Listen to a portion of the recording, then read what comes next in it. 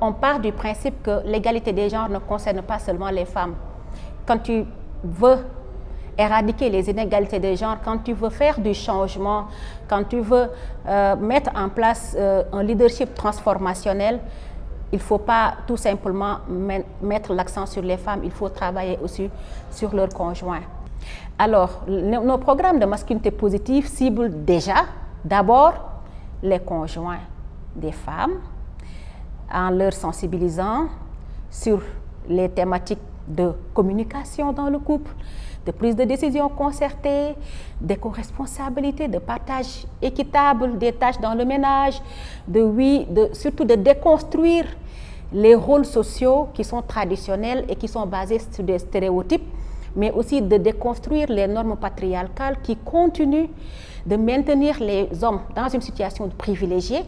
et de maintenir les femmes dans une situation continue de vulnérabilité. Donc ces programmes de masculinité positive-là sont vraiment destinés d'abord aux conjoints des femmes, mais aussi à leur environnement immédiat. Ce n'est pas dans nos communautés traditionnelles, ce n'est pas seulement les conjoints qui vivent avec les femmes et qui constituent des entraves. Il y a les personnes comme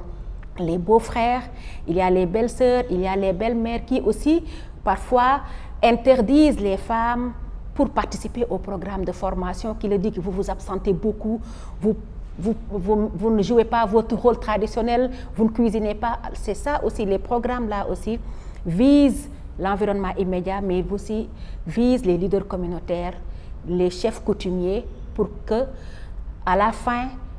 on a vraiment un gros lot d'alliés, d'ambassadeurs et d'ambassadrices de l'égalité des genres qui contribuent au changement de normes profondes dans nos communautés et donc contribuent à rendre l'environnement des femmes favorable à des activités de formation, de promotion féminine, à leur leadership et leur autonomisation. Les communautés peuvent présenter des sensibilités liées à l'héritage culturel, liées à la perception religieuse, liées aux croyances religieuses. Donc, pour que notre parole soit vraiment audible, soit perçue et rendue légitime,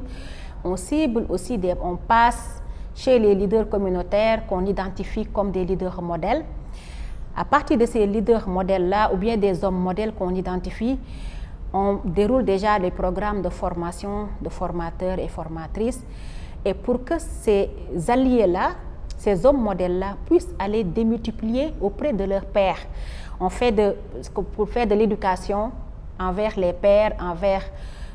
leurs autres homologues, chefs de ménage ou autres leaders communautaires et autres traditionnels. Donc on passe par ces leviers-là qui permettent que notre parole puisse ne pas nuire, mais vraiment être entendue, parce que quand on parle de masculinité positive, de masculinité toxique, de masculinité non violente, par moment on touche à des sensibilités communautaires. Et voilà, on passe alors par ces alliés-là, ces ambassadeurs et ambassadrices